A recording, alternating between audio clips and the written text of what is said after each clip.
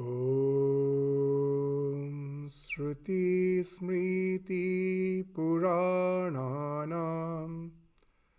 Alayam Karunalayam Namami Bhagavat Padam Shankaram Lokashankaram.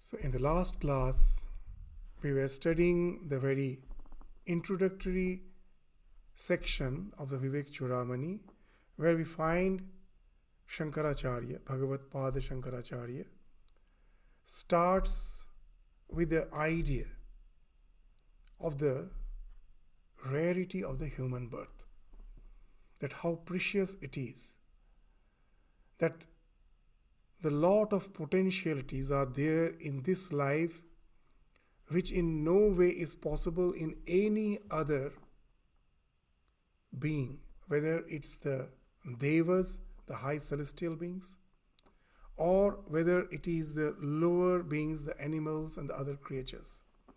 No one has this faculty of questioning the reality of the self.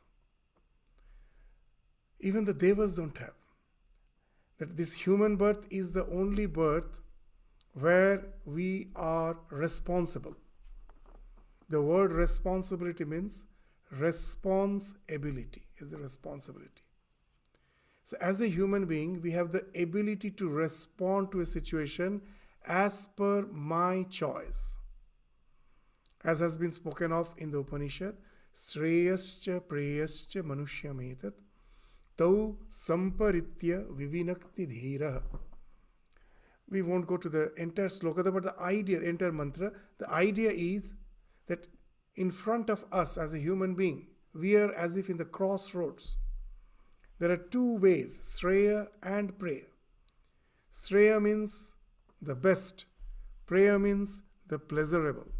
Shreya means the preferable, Preya means the pleasurable. So as a human being, we are on the crossroads. Two roads are there, the preferable and the pleasurable.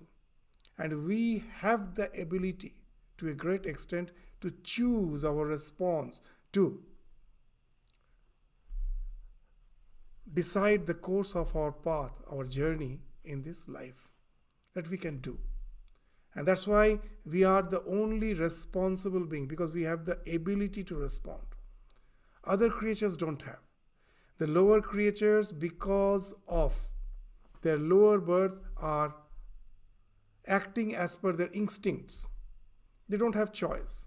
Even the devas, because of the meritorious acts, they have got the higher existence, higher level of existence. They enjoy the life, but there also they are drawn by the instincts.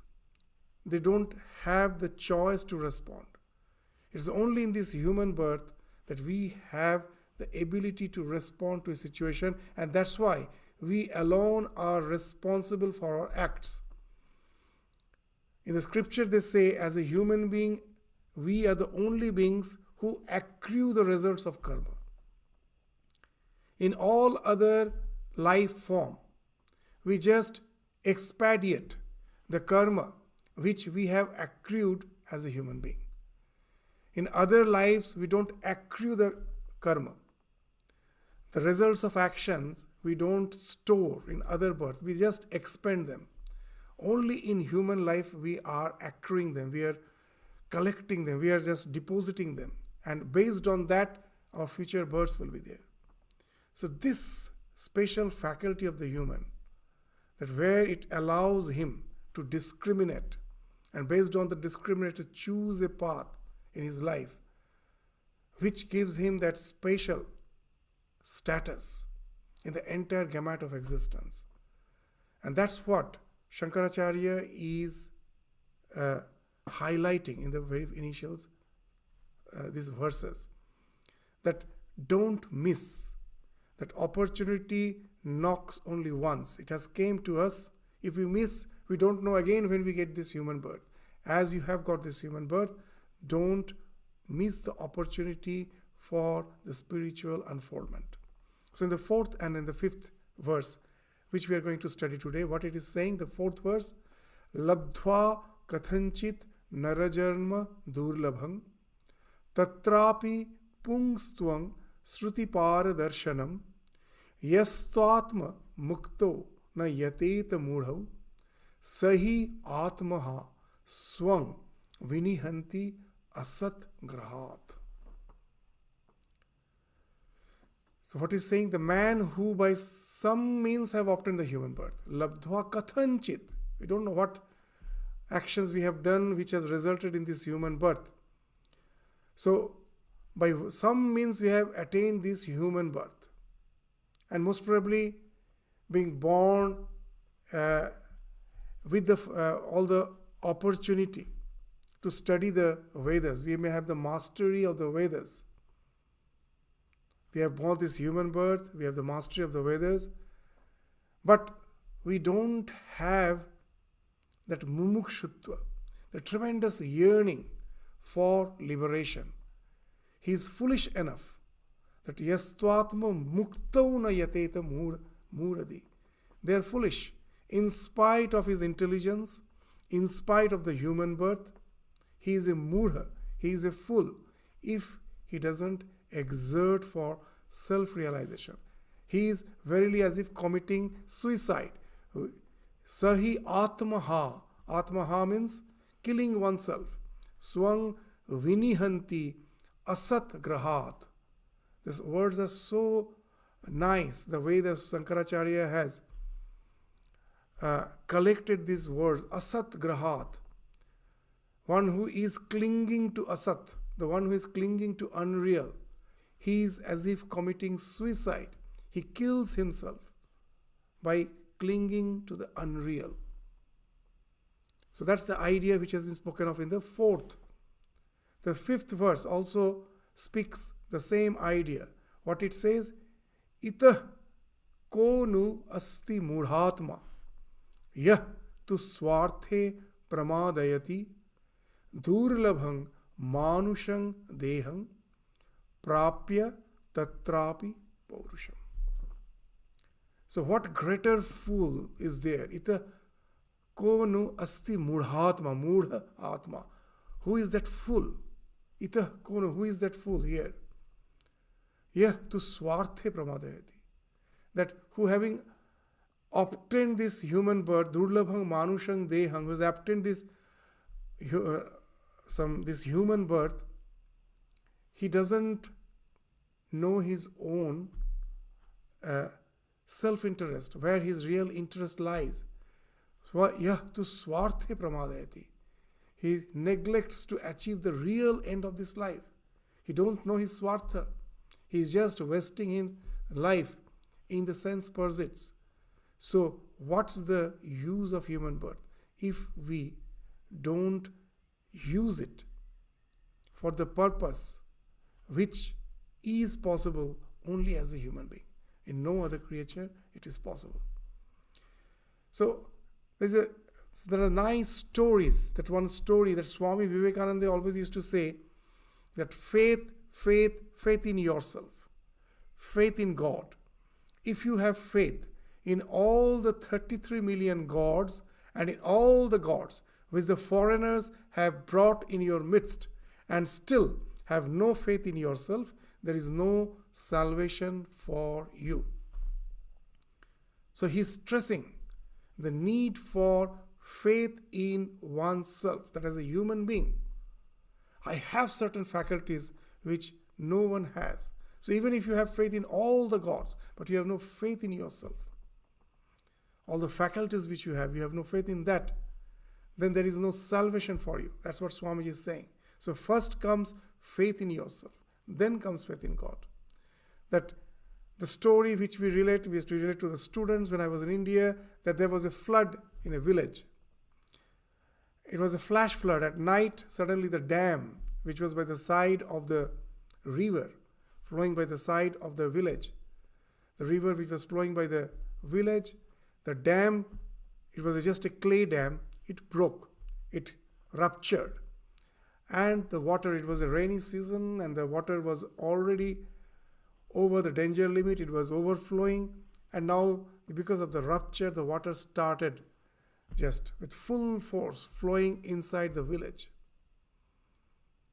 It was flooding the village, but it happened at night, so all were unaware. A few of the villagers who noticed that, they immediately went running throughout the village, waking up all, alerting them, leave the village immediately. Because it is going to be drowned in no time. The entire village will be drowned, will be flooded in no time. Leave. So all were, immediately they got up and they were just running with whatever belongings they thought is essential for them. With that they were all running. Now there was a devotee of Krishna. He was holding to the idol of Krishna and he was just sitting without any endeavor to move out. So the villagers warned him, what are you doing? Move out. In no time, the entire village will be flooded. You will be drowned. Just run. So he told, you don't bother about me. I am a devotee of Krishna. Krishna will take care of me. You do whatever you want to do. So now people were running and this person was sitting with the image of Krishna in his lap. He was sitting and was praying to Krishna to save him from that circumstance. Now the water started rising up, and in the village there are many old persons, there are many small kids who cannot run, who are not capable of running. So for them, the small children, the old person, now some four-wheelers came. So something like youth came. So to take those people. So seeing this man, this devotee, they asked, please come, please get up. In no time the village will be flooded. So he refused. He told, no, you don't bother about me. You do what you are doing. I know for certain. I am a devotee of Krishna. Krishna will save me. Water started rising. It was up to the chest level. The lifeboat came. Those who were remaining, they got up. But this man still had that conviction, God will save him. Water started rising. He was about to be drowned. It was almost to the level of his neck. He was about to be drowned. A helicopter came. Threw a rope. Told, there is no way you can be saved. Just hold on to the rope. We can save you even now. He refused. And then, as the water was rising, after some time, the flood water simply washed him away. He was carried away by the stream of the flow of the water. He got drowned and died. But he was, after all, a devotee. He went to the Golaka, the Vaikuntha. And there, seeing Krishna, he was a bit annoyed. Seeing Krishna, he asked him, you didn't save me. I was praying for you, praying that you come and save me, but you never came. You never take care of your devotees. And then Krishna replied, it is you who didn't avail.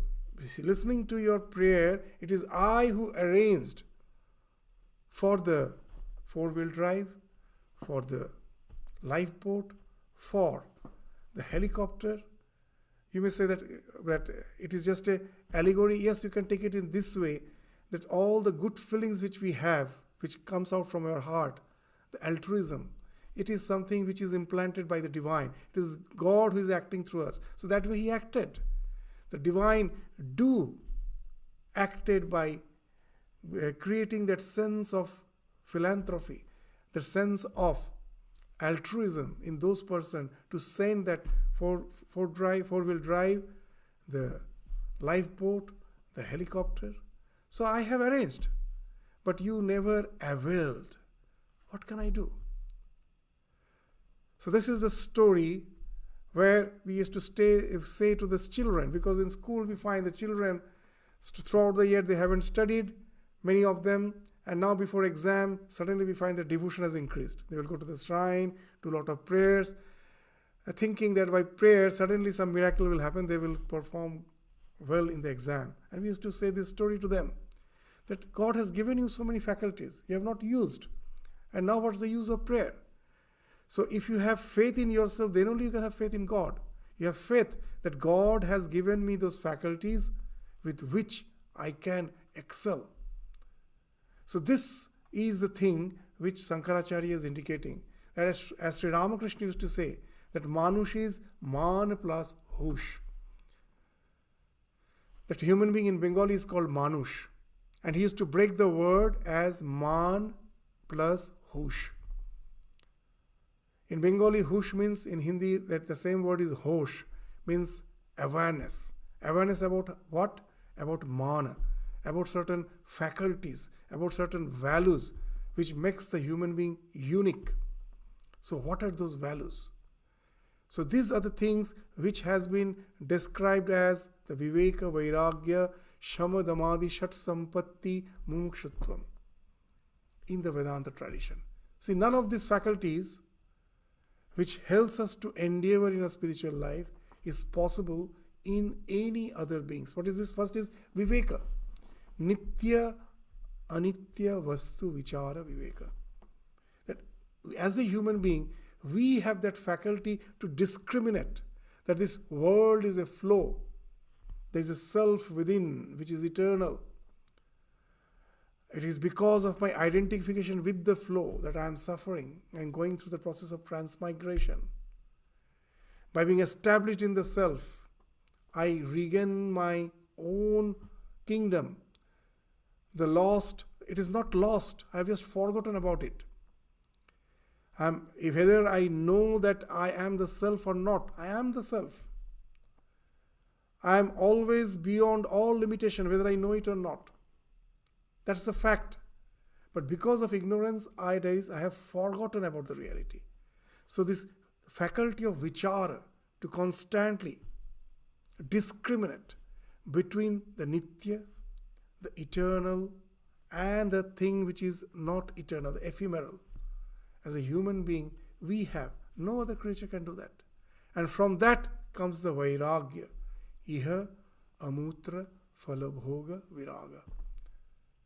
That if everything is flowing, that sometimes we find in religion the idea is there that we will, if we do some good acts here, we will enjoy eternal life in heaven. The Vedas assert the fact that even heaven, the so-called Swarga, though it's as per our existence in earth is compared, relative to that, it appears to be eternal, but it is not. It also ends, maybe for millions of years, but it do end. And then kshine punye martya lokam vishanti. Again we have to come down to this world. So as long as we are attached to this flow, this samsara, whether it is here or in Swarga, something which is not here, something in some other place, that is being used by, meant by the word amutra. Iha, amutra. Here or hereafter. Phalabhoga, viraga. I don't want to enjoy the results of my karma, which I have accrued in this life. They don't want to enjoy in this life nor hereafter. That after death I will go to Swarga and enjoy. I have developed Vairagya. Vairagya, from where it came? From Viveka. Again, this is a faculty which as a human being, which we can develop. No other creatures can do that. So that's why Shankaracharya is saying that this life, after getting this human birth, even after studying the Vedas, the Vedanta, if I don't develop these faculties of Viveka, Vairagya, then comes Shama, Damadi, Shat Sampatti. Once I have developed Vairagya, dispassion, I will find that the past inertia, this past impulse, that as I was enjoying the life, thinking it to be real, that has created a samskara, that has created a strong inclination towards the life. Though the mind may say it is a flow, my body-mind doesn't listen to it. We find There's an eternal fight between the conscious mind and the subconscious mind. In conscious mind, we say that this is not good for me, but we find that we are almost helpless as per the dictums of the subconscious mind is concerned. As Swami Yatishwarananda used to say, that the one who was babysitting, a person who is babysitting, a lady who was babysitting couldn't control the child. The child was extremely restless. So when the parents came back, the mother came back, she told, you cannot control the child. You are supposed to control him. Why don't you use your willpower? And then the lady told, I do use my willpower. But the child's want power is much stronger than my willpower. So the want power of the subconscious is very strong. So that's why we have to constantly practice that. Even you have developed that dispassion, after that comes the practice of Shama Damadi Shat Sampatti. That I delay my gratification. I try to subdue my impulses by constant repeated attempt. That is called Shama. Shama is the trying to control the mind. First you have to control the mind. Then comes Dhamma, the control of the senses. If you don't control the mind and just try to control the senses, it is just like pressing the accelerator and the brake together of the car. You allow the accelerator, the mind to go in whatever direction it wants. You press the accelerator and then the body should be controlled. You press the brake. What will happen? You will just simply disintegrate the car, damage the car. So that's what we will do. We will just simply destroy our psychophysical system if we do that. If we just simply allow the mind to flow, just trying to control my bodies, my senses. That is suppression. In psychology, they say that we shouldn't suppress. And that's why they say you should give a free rein to your senses. But that's the other extreme. Here it has told that psychological issues do happen when, because of the social taboo, I try to restrict my instincts, but my mind is allowed to be free. If with a spiritual inclination, I know that what I am doing, that I know the world is a flow, I have to get identified with my real nature. From that, you develop a sense of dispassion, vairagya, and now you try to control your mind.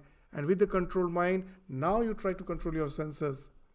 That will help us to grow spiritually. That will integrate, that won't disintegrate. So that's why only after Shama comes Dhamma. And then Uparata. The mind do have a tendency to again and again flow to the objects of the senses. So we have to cajole the mind and bring it, whenever it goes, again we bring back. It goes, again we bring back. As Swamiji used to say, in this life, nothing is achieved as a single attempt. Everything, when we have learned walking, how many times we fell as a child? If you told that as I am falling, I won't try at all, we would have never learned walking, cycling, swimming, everything. It was repeated failure. In life, it is a failure. That English we say that failure is the pillar of success. That if you fail, try again. Swamiji says that if you have an ideal, it's not that you won't fail. You will fail. It is not going to happen in one attempt. But what he's saying is something very interesting. That if you have an ideal, you may fail for 100 times. But if you don't have any ideal, you will fail for 100,000 times. You will go on doing the same mistake again and again. So if you have an ideal, it doesn't say that many say that with this ideal, we find the people who speaks of ideal, they are also transgressing. But that doesn't give us the license to just simply forsake the ideal and lead a licentious life. Yes, they also transgress, they also fail. But that's the thing. With an ideal, if you fail 100 times, without ideal, there's endless time you will go on failing. So have an ideal. Go again and again trying. If you fail, try once again. That's Uparata. Trying to cajole the mind. Bring it under the control of the reins of your intellect. So that's Uparata. And it's not an easy job. It entails a lot of suffering. So for that we have to have patience, titiksha. So these are the faculties as a human being. Can any animal do that? No.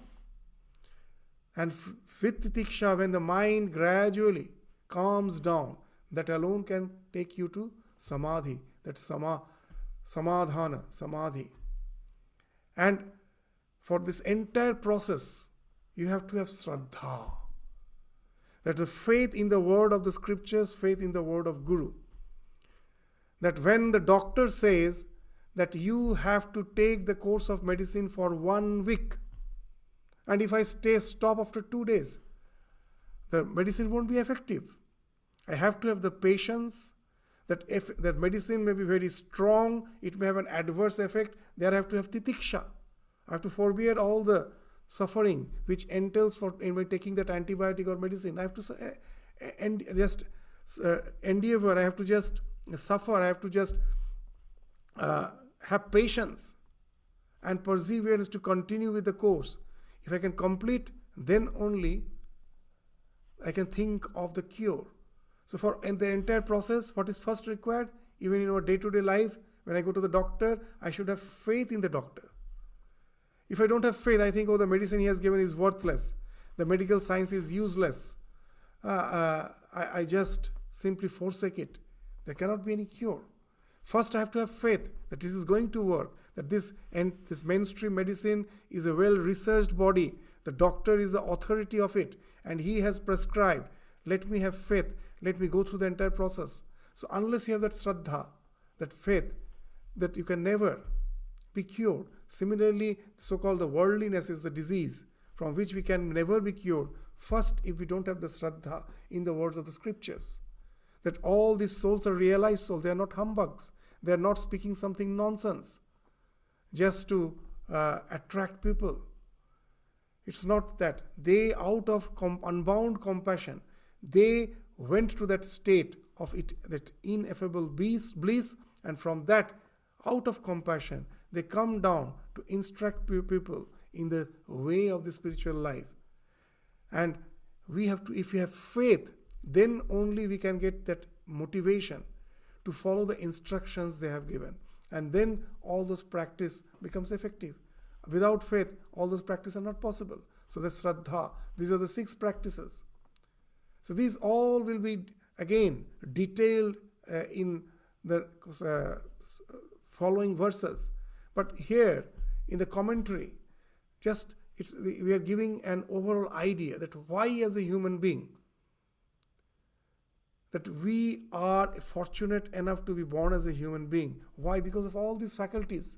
And if I don't use them, if these faculties lies dormant, if the potentiality is never realized, then it is just like committing suicide.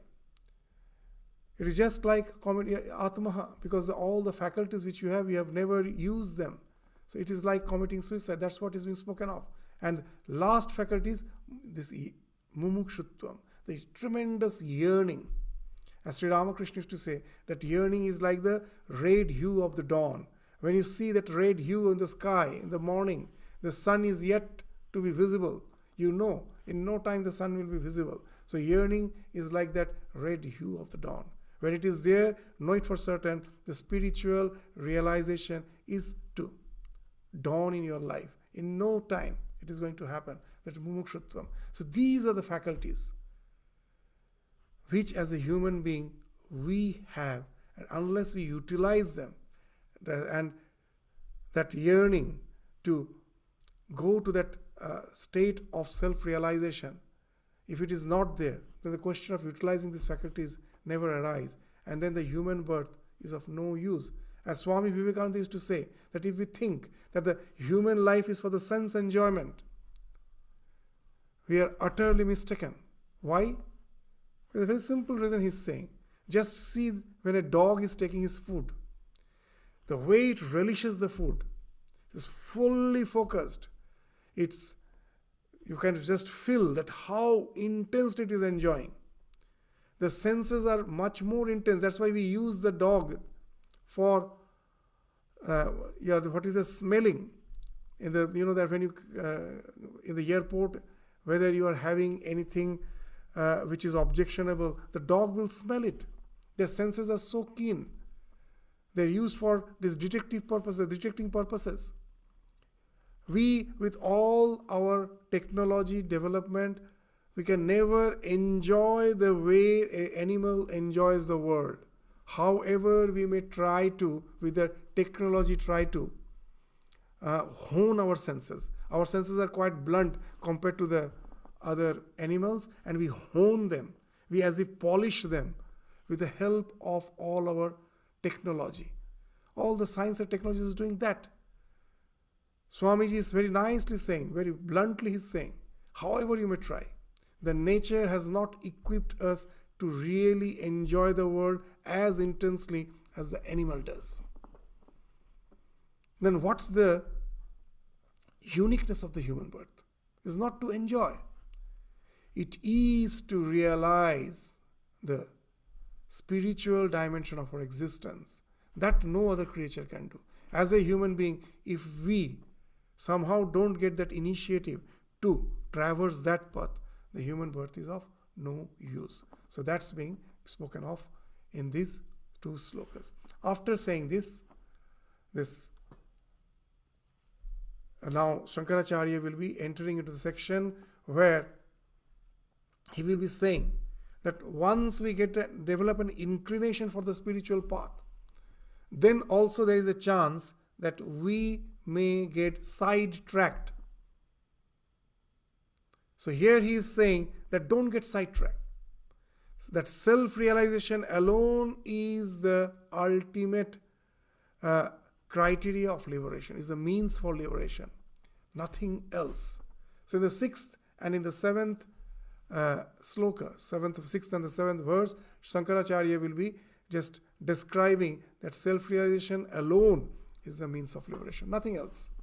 That sometimes by reading book we may think that we are growing spiritually. Swami Vivekananda, in one of his lectures, he's saying that sometimes by reading book we think, know it for certain, that maybe we are developing intellectually, but spiritually no development is happening. So only by self-realization alone the spiritual unfoldment happens, by nothing else. So what Shankaracharya is saying, Vadantu Shastrani. We may quote, let the people quote scriptures. Vadantu Shastrani, Yajantu Devan, Kurvantu Karmani, Bhajantu Devata, Atmaikya Bodhena, Vinapi, Muktihi na Siddhyanti, Brahma Shatantarepi. That let the people go on quoting scriptures, Vadantu Shastrani. Let they sacrifice to the gods, Yajantu Devan, offer oblations to the devas, to the various ideas of the divinity. You go on offering oblations. Yajantu Devan. Kurvantu Karmani. You'd go on doing various philanthropic activities. Bhajantu Devata. You go on worshipping the divine. Know it for certain, nothing is going to help you. Atmaikya bodhena vinapi. Without the realization of one's identity with Atman, with one's real self, mukti na siddhyanti. No, that there cannot be any liberation. What to speak of in this birth? Even in the lifetime of 100 of the Brahmas, that Brahma's one lifetime is 100 years, 100 Brahma's years. Brahma's, what is the 1 year of Brahma? This 100 years of Brahma. For Brahma's 1 day is 432 million years of our human life. Our 432 million years is Brahma's 1 day. And now that way you calculate that that 1 day, now you multiply by 365, that becomes the 1 year. So like that 100 years. So it is something almost beyond our conception. That is so, it's a huge, and if you don't have that sense of identity with yourself, then even for the 100 lifetimes of Brahmas also, you are not going to have mukti. Just by quoting the scriptures, by offering sacrifice to the devas, by doing all philanthropic activities, by worshipping the divine. Nothing is going to help you. So what he's saying, that are these all things not required? They are required. But as Swami Vivekananda used to say, it is good to be born in a church, but it is horrible to die there. So they are like the church. They are the organized structure of the religion, shastras, the sacrifice to the devas, all the philanthropic activities. But if you remain just simply satisfied with that, without that yearning for the self-realization, they're good to start with. But if you have not attained that realization, you have just kept yourself restricted with all those practices, then those practices are of no avail. So here he is not decrying them. He is not saying that these are of no use. They are of use, but know it for certain, they are just the means. As Buddha used to say, that he is a fool who carries the raft in his shoulder after crossing the river. Do anyone carries the raft on the shoulder after crossing the river? The raft is there just to cross you across the river, and there its work ends. The raft lies there. The purpose for using the raft is over now. It's no more required for you. The raft remains in the river. You have crossed. So this Shastra, this worship, everything is like that raft. So let us just try to understand that Shastras, when you read the scripture, how it helps. Swami Vivekananda used to say that by reading scriptures, how it helps us? It helps us to remove the cobwebs of the mind. When Swami Vivekananda insisted on reading scriptures, some of the senior monks told, what will happen by reading scriptures? Unless you really have developed a knack for spiritual practice, meditation and other, reading scriptures of no use. So Swami Vivekananda overheard it. And then he asked the brahmacharis, what is the use of reading scriptures? Is there any utility? Now these young ones were confused. They never knew what's the answer. And then Swami Vivekananda himself gave the answer. It's not going to take you to the realization. But then why do we study it? It helps to remove the cobwebs of our mind. So what is indicating? That your mind gets clear. The ideas become more clear. The gaps, there is no more gap in understanding. You become intellectually convinced. So even without science, study of science, it happens. When I am reading any scientific theorem, at the beginning, there may be a lot of gap in my understanding. I don't understand. Then what I do? After hearing it, I do manana. I go on cogitating upon it. First I hear of it, and then I cogitate upon it. But cogitation is possible if first I have Shraddha, faith, that these scientific dictums, these theorems are true. The scientists are the authority. They are genuine. I have that faith. That's why Swami Vivekananda used to say that scientific superstition is more horrible than religious superstition. If someone comes and says, Einstein said it, Newton said it, we will just simply swallow it even without a pinch of salt. Simply we will swallow it. But if someone says Vyasa said it, Patanjali said it, immediately big question marks come. So that's the question where the Shraddha, if we have Shraddha, then only we will pursue, otherwise we won't pursue. So as we have Shraddha, so even when after listening to hearing those scientific dictums we don't understand, we cogitate. And gradually our doubts get cleared, and then we become intellectually convinced. Yes, it is true. So there is a process. After hearing, you have to cogitate upon it. That is Sravana and Manana. So here also the same thing. That first if you have Shraddha in the words of the scripture, after hearing, you humbly accept that it must be true. The source from where it comes is authentic. The person through whom this knowledge comes is authentic. He has followed the scriptures and went to that realization, and from there he is coming down and relating to me. He is an authentic. This Shraddha I have. But still I find that what he says doesn't make sense to me. But I'm humble enough to go on cogitating on his words. And gradually I will find, the more I do that, that all the cobwebs of the mind, in the words of Swamiji, they are getting cleared off. And I'm developing an intellectual conviction. But for most of us, there our spiritual journey stops. We think I have achieved.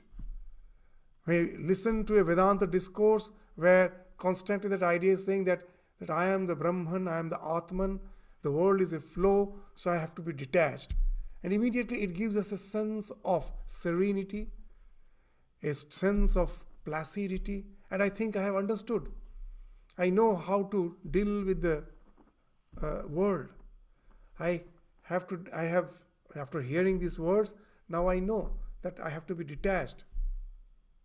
And now with a conviction, when I go back to the world, I find that yes, that when I was in my room of meditation, or when I was in my study table reading the Vedanta, or I was hearing to some lectures, it gave me a type of placidity. But I cannot maintain that tranquility when I am interacting with the world. All of us face that. That's why Swamiji used to say that story of the stag. The stag was so confident about its own strength, seeing its all muscular limb in the reflection of the water. And the moment it heard the barking of a dog, it started running. All its conviction is gone. So similarly, with all our so-called intellectual conviction, the moment we hear the barking of the dog, the life's challenges, we forget everything. We simply run. So after Sravana Manana, here comes the process of internalization. Here lies the difference between the academic knowledge and the spiritual journey. In academic knowledge, with the manana, when you have the intellectual conviction, there it ends. Knowledge is something which is there outside, it is objective. But here the knowledge is something subjective. Unless you internalize it, your life gets transformed. Your conviction is expressed through your way of life. You are not walking your talk. That just scriptures is of no use. So after Sravana Manana, that Nididhyasana, to meditate on your conviction, so that it becomes a part and parcel of your life. You start living the life as per your conviction. Then only it can lead to the Samadhi. So that's why Shankaracharya is saying that just speaking scripture is of no avail. So by saying that, he is not decrying the study of scripture. That is good. But it shouldn't be restricted only to Sravana and Manana. Then we will be just an intellectual gymnast. Just the way with the body we do a lot of gymnastics, with our mind we can do a lot of gymnastics in the form of reasoning. So with Sravana Manana we can become a very adept intellectual gymnast. But it in no way is going to take us to that realization. So for that, Nididhyasana is necessary. So the Shastra, studying of the Shastra, should lead us through the process of Sravana Manana to Nididhyasana, so that at last it ends up in Samadhana, Samadhi, realization, where we will find my entire personality has overhauled, changed. I am a totally different person. That what I speak, that is being expressed through my life.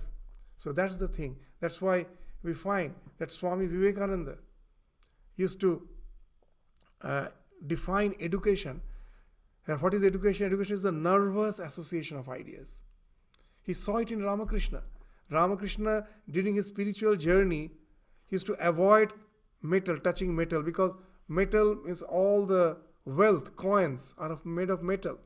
So it speaks of attachment towards wealth. So in general he made, I won't touch metal, any metal. And this resolution became such a strong, ingrained idea for him. It got so much deeply ingrained in him that it totally transformed his reflex. When we see coin, our hand gets drawn towards it. And for him, even unknowingly, it will get repelled. And if you forcibly touch any metal on his body, he used to get tremendous pain. And Swami Vivekananda previously thought it is a type of humbugism. He makes a show of it. But one day he kept the coin unknowingly under his bed, and he found that Swamiji is jumping out from his bed in terrible pain. And he was surprised. Can this really happen? The reflex has changed. Total reflex has changed. And that's why from seeing the life of Ramakrishna, Swamiji is defining education. It is a nervous association of ideas. That the reflexes of the nerves, that changes. Your ideas get associated with that.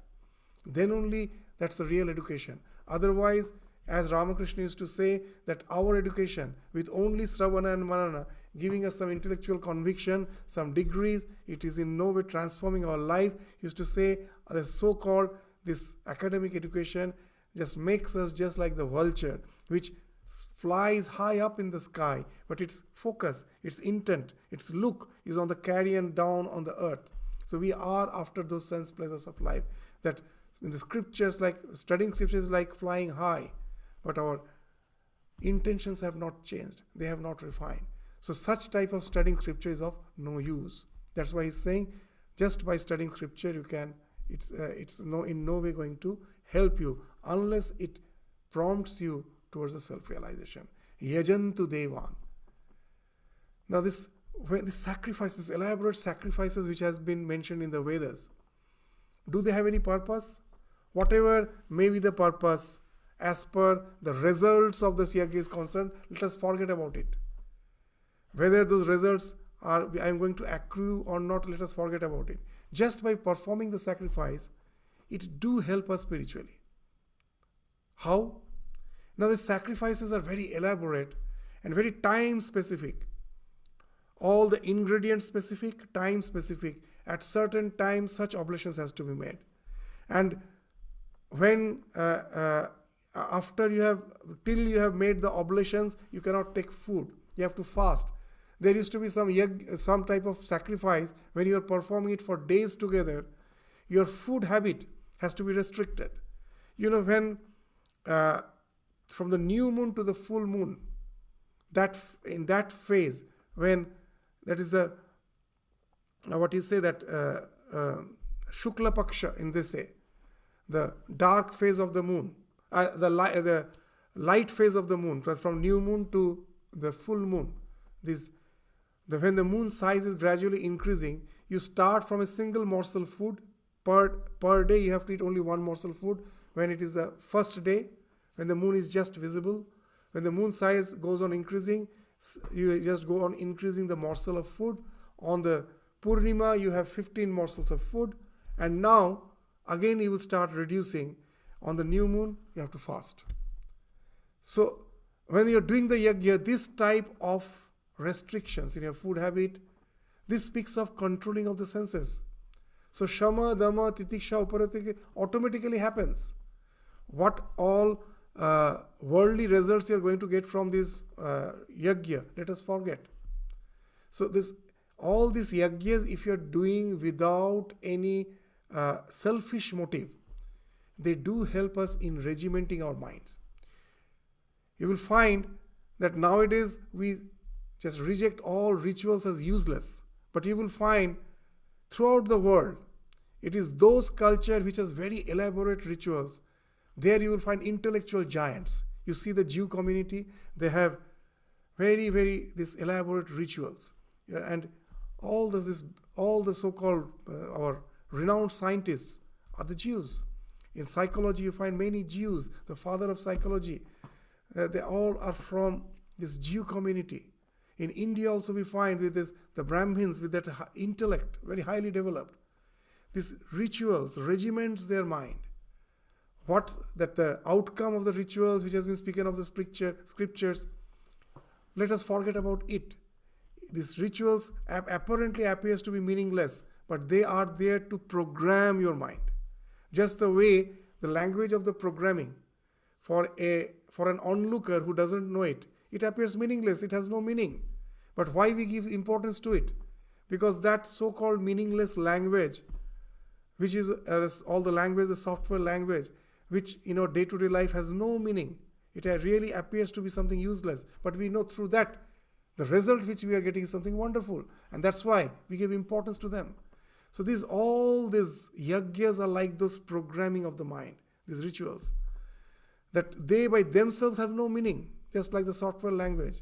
But the outcome that results from that is something which speaks of a software language. So these rituals do help in the shama, dhamma, titiksha, in controlling the mind, controlling the senses, practicing perseverance, practicing uparati, the withdrawal of the mind.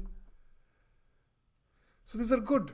But unless you have the yearning to realize the self, these practices, though, will be equipping you with certain very ennobling qualities. But at last, you are a good man, that much. But it doesn't help you to realize the self. Without which, this so-called there is no liberation. This cycle of birth and death do continue. So that's why yajantu devan. So here also it's good. If we can do all those sacrifices without any selfish motive, it is going to help us in our shama, dhamma, titiksha, uparati, all those elaborate puja. Do help. Those who do this elaborate puja, they know that when they are doing it, how much restrictions they have to follow. And that do help them in, this restricting their life,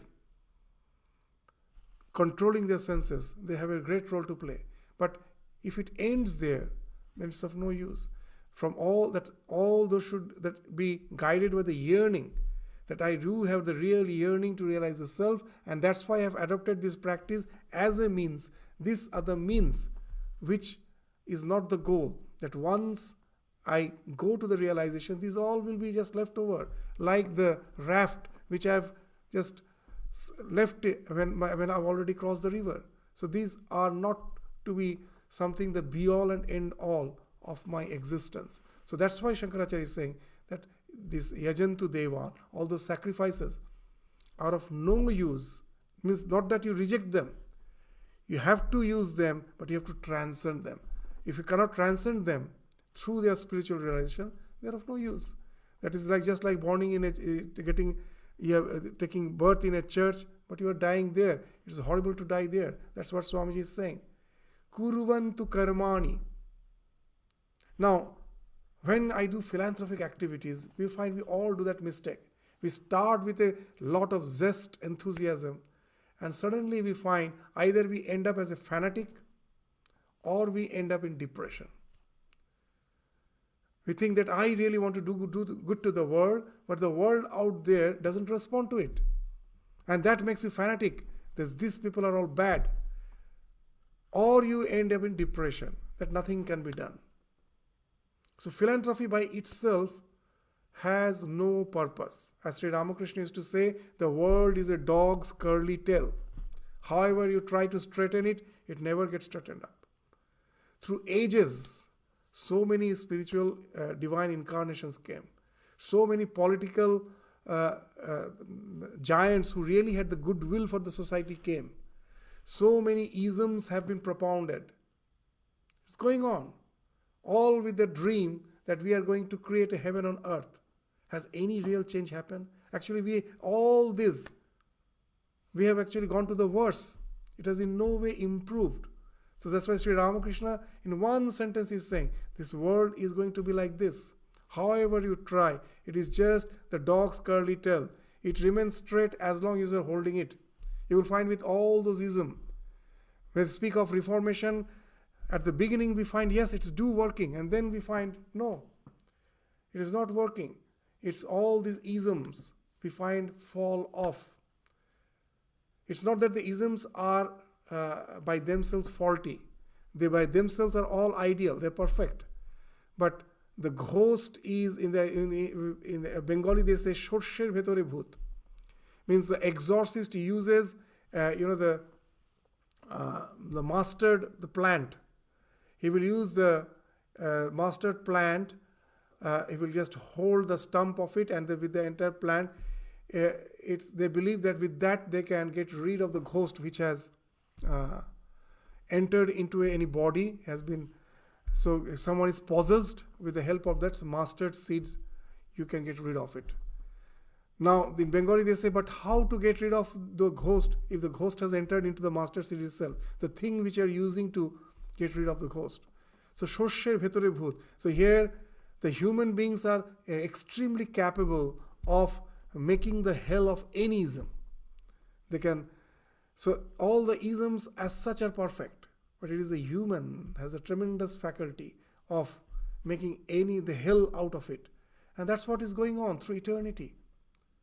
So if you really think that through my philanthropic activities I'm going to bring change in the world, know it for certain, either we will be frustrated or we will become fanatics.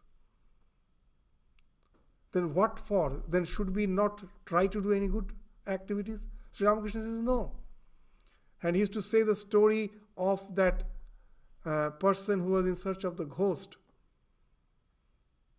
That story you all know, just to relate it in a short, that a man was in search of a ghost who will do all the bindings. Whatever he asks him, he will just simply do it. And someone did have the capacity to deliver such ghost, but he delivered the ghost with a warning. You have to keep that ghost constantly engaged. If it is free for even a moment, it is going to kill you. It will break your neck. He told, giving work is easy. There are so many things to do. Yes, you deliver me the ghost, I will keep it engaged. And now he found that whatever he asks him, he does it immediately. Clean my house, done.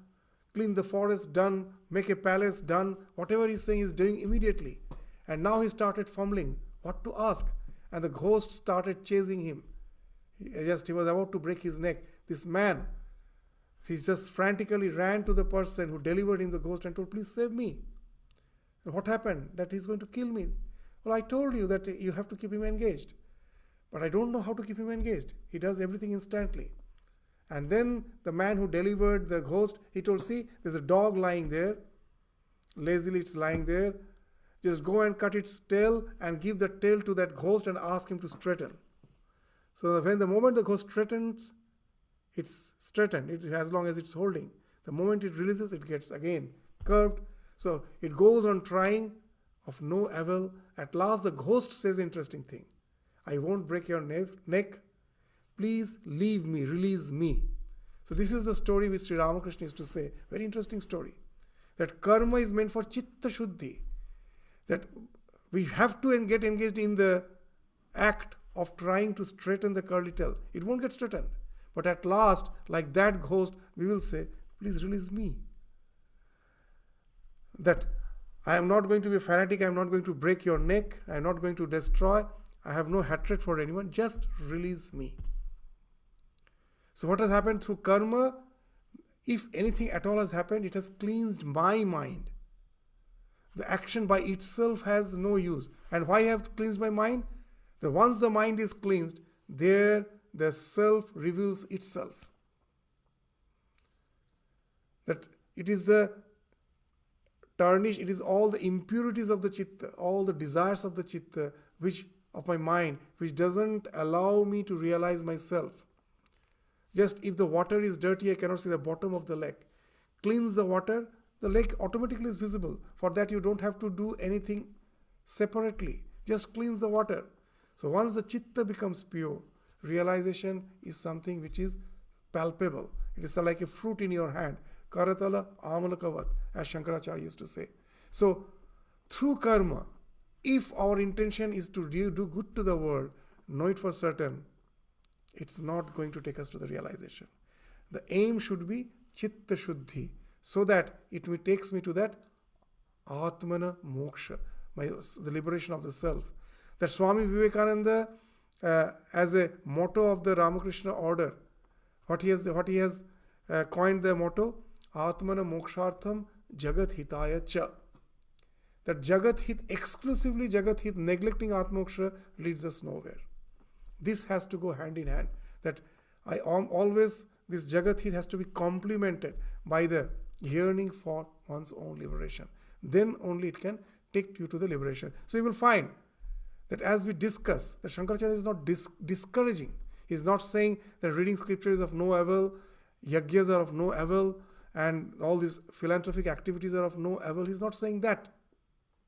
They are of avail, but I should not remain restricted within them. That they are like the church, like an organized religion. They give me a fencing, a protection to grow, But unless I grow, that protection is of no use. If a tree after 10 years still needs the fence, it means what? It has not grown. It is still the sapling. So we as a spiritual sapling has to grow. And this speaks of that. And the last comes Bhajantu Devata. That's also very interesting. Now in Gita they say there are 4 types of devotees: Artha, Jigyashu, Artharthi and Jnani. Artha. Artha means when you are in danger, you don't call in God. When you are in crisis, in danger, then you start calling on the divine. So that type of devotion is called Artha. So that speaks of what? That speaks of our yearning to be Sat. That when I find that I am in danger, I am in crisis, I am going to die, then I call on God. That speaks of what? That I want to be eternal. That speaks of our yearning for Sat Swarupata. Jigyashu. When you are curious about to know about the truth of the spiritual dimension of our existence. Why? Because you don't think that after death I become just inert matter. You think that some conscious entity is there, which is the real me, which do exist. So the curiosity speaks of your Chit Swarupata, your eagerness to be a conscious entity, which is eternal. Artharthi, when you pray to God for this or for that, for wealth, for position, the idea is with wealth, with position, I will enjoy life. That speaks of seeking for Ananda Swarupata. So this Artha, Jigyashu, Artharthi, as long as we are a devotee because as we are Artha or as we are Jigyashu or we are Artharthi, then what happens? We are not aware of the fact that we are already Satchitananda. We have forgotten about it as the real nature, which is Satchitananda, which is eternal, which is conscious, which is ever in bliss. When it gets reflected in something which is a flow and something is echoing back from there, then I try to realize the Sat Swarupata in the flow. I try to realize the Chit Swarupata in the flow. I try to realize the Ananda Swarupata in the flow, which is never possible. So if all this seeking at last doesn't make me jnani, in Bhagavad Gita they say that Bahunam Janmanamante Jnanavan Mang Prapadyate Vasudeva Sarvamiti Sa Mahatma Sudurlabha. That he alone has become the entire universe. That if he has become the entire universe, I essentially am one with him. And if that's the true, I am already Satchitananda. That's the state of the Jnani. If that's the thing, my only endeavor is to be identified with the divine, to be with him. And it happens after many, many births. And unless we have went to that state of the Jnani, just remaining as Arthu, Jigyashu and Artharthi, they're good.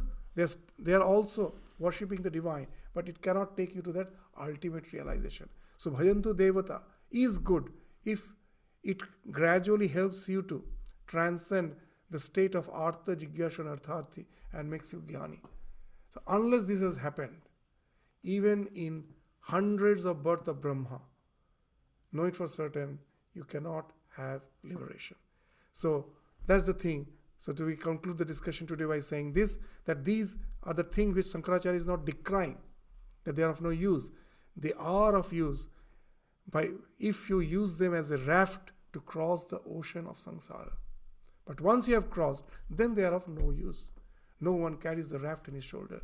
It has served its purpose. So use them as a raft. Don't think that to be the ultimate goal of your spiritual existence. So that's what Shankaracharya is indicating in this sloka. So we'll continue with the succeeding slokas again in the next class. So with this, we conclude our discussion today. Thank you all. Namaskars.